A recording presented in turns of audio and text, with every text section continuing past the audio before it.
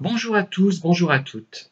Je commence aujourd'hui ma nouvelle série de vidéos consacrée principalement donc au sexisme, à l'homophobie. Par homophobie, j'entends homophobie envers les hommes et envers les femmes, hein, évidemment. Je n'aime pas les termes gay et lesbienne, je ne sais pas. Bon, certains les préfèrent, moi pas. À la transphobie également, hein.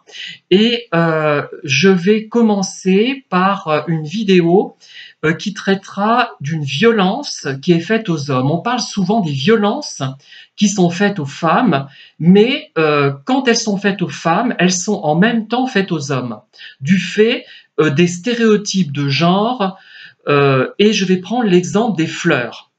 Alors, j'ai trouvé par hasard sur un forum une personne, un auditeur ou une auditrice qui se plaignait, euh, qui avait vu un concert. En fait, c'était une chanteuse et il y avait la chanteuse donc et le chef d'orchestre. Alors la chanteuse avait reçu un bouquet de fleurs et le chef d'orchestre n'avait rien reçu. Elle trouvait ça injuste et pas normal finalement. Et moi, ça, je l'ai souvent constaté. Par exemple, je faisais partie d'un cercle littéraire à un moment donné, et il a été question, il y a de nombreuses années cela, hein, peut-être vers 2013-2014, d'offrir un bouquet de fleurs aux lauréates de prix littéraires femmes. Et moi, je me suis insurgé, je me dis, mais pourquoi pas aux hommes? Pourquoi que les femmes?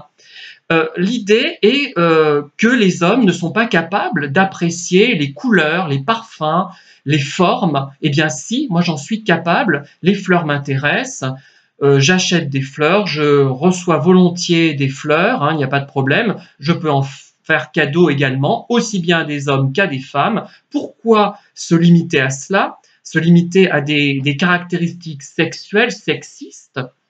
Par exemple, je prends l'exemple de ma mère, elle n'aimait pas tellement les fleurs. Voilà.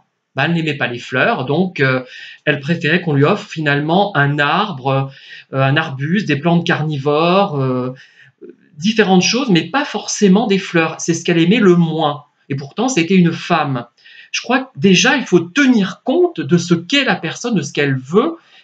Évidemment, pour se faciliter la vie, souvent, on va aller au plus pressé et raisonner par ce qui est le plus probable. Voilà, on se dit, tiens, si on offre des fleurs, très probablement, cela va plaire à cette femme. Si on offre des fleurs à un homme, il risque de mal le prendre du fait du sexisme parce qu'il va se sentir tout simplement dévalorisé par le fait qu'on le prenne pour une femme et qui est une créature inférieure, malheureusement, dans la société patriarcale. Hein. Il faut dire les choses telles qu'elles sont, tant pis si ça peut paraître choquant. Voilà.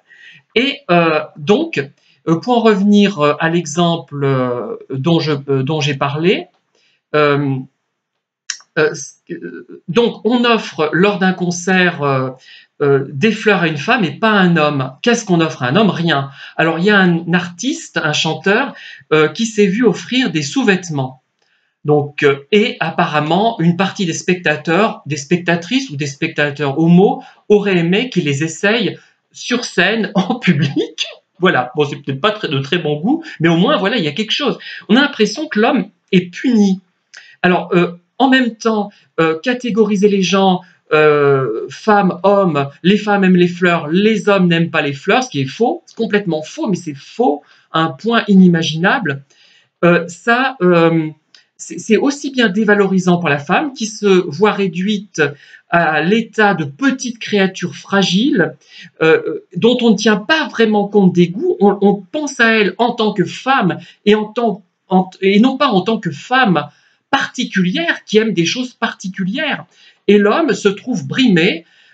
Autrefois, d'ailleurs à mon époque, quand j'étais gamin, dans les années 70, les femmes c'était les fleurs et les hommes un coffret avec des cigares ou des cigarettes, un briquet, un nécessaire de fumeur. Voilà, c'était encore pire.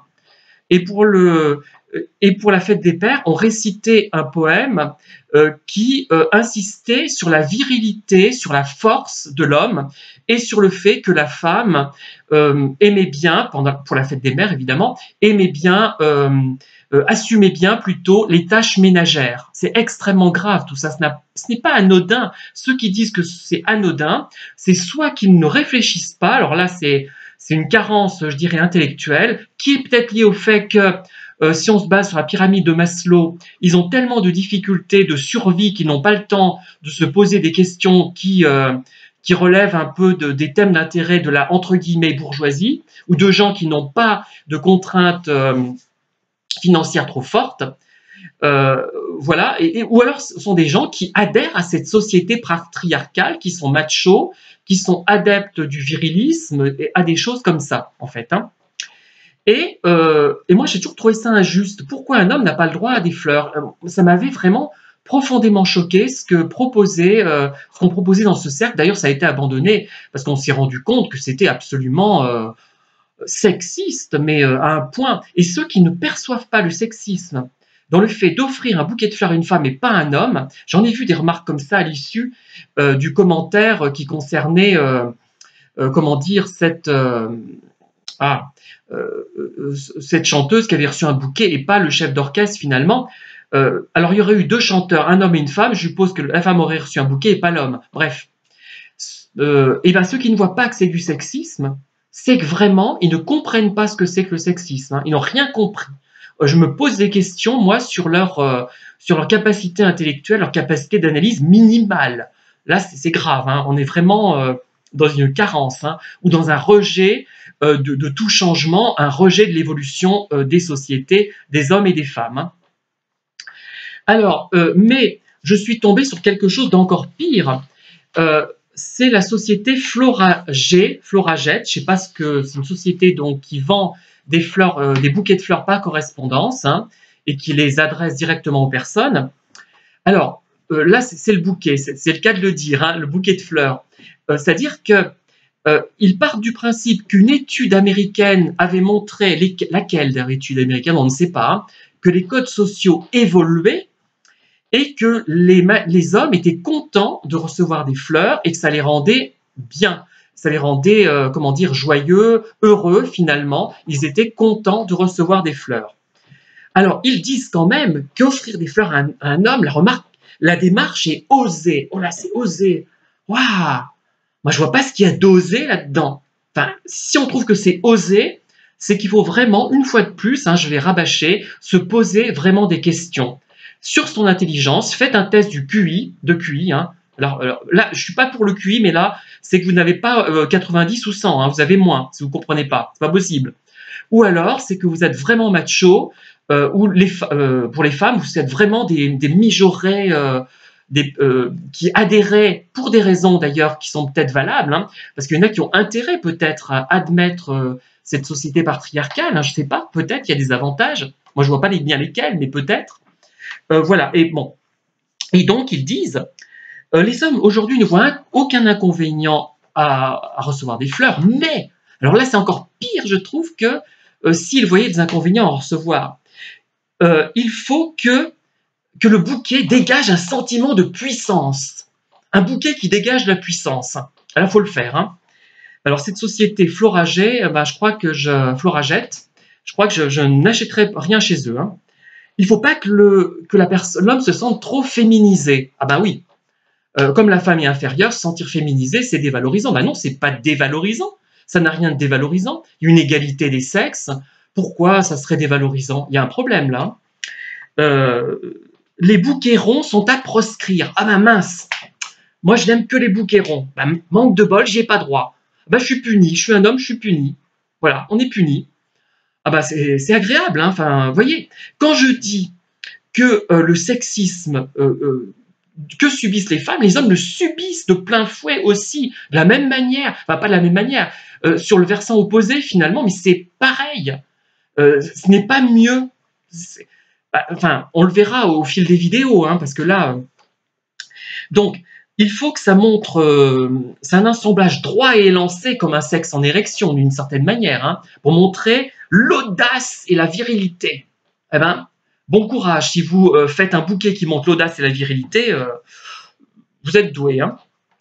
Alors, il faut bannir les tons pastels. Ben, manque de bol.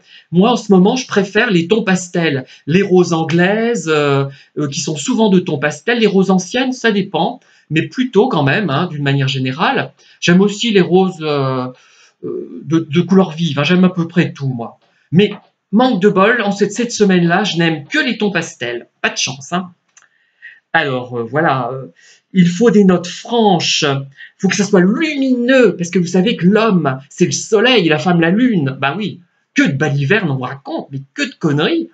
Voilà, lumineux, c'est la lumière, c'est le dominant, c'est celui qui éclaire l'homme, bien sûr. Ben, j'y crois, hein.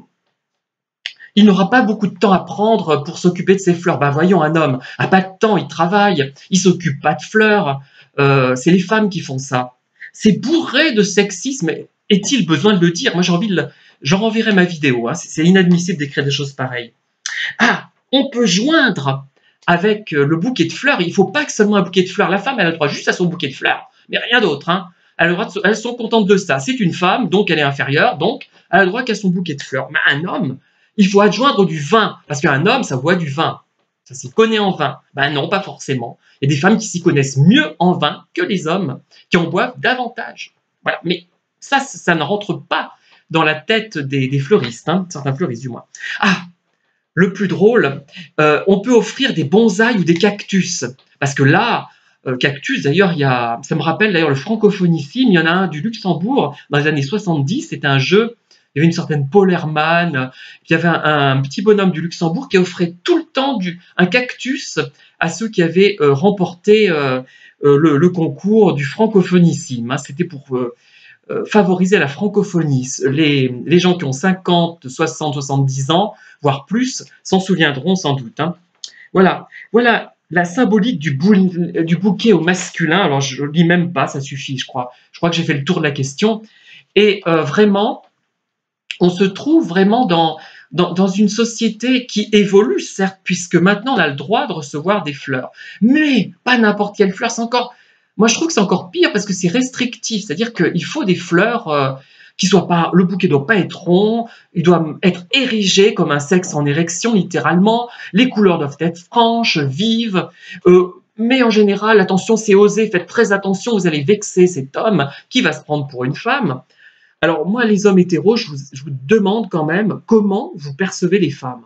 Vous en avez une vision négative puisque vous les estimez inférieures à vous et plus fragiles. Certaines le sont, effectivement, du fait de leur taille, peut-être, mais la taille n'explique pas tout. Hein. Voilà.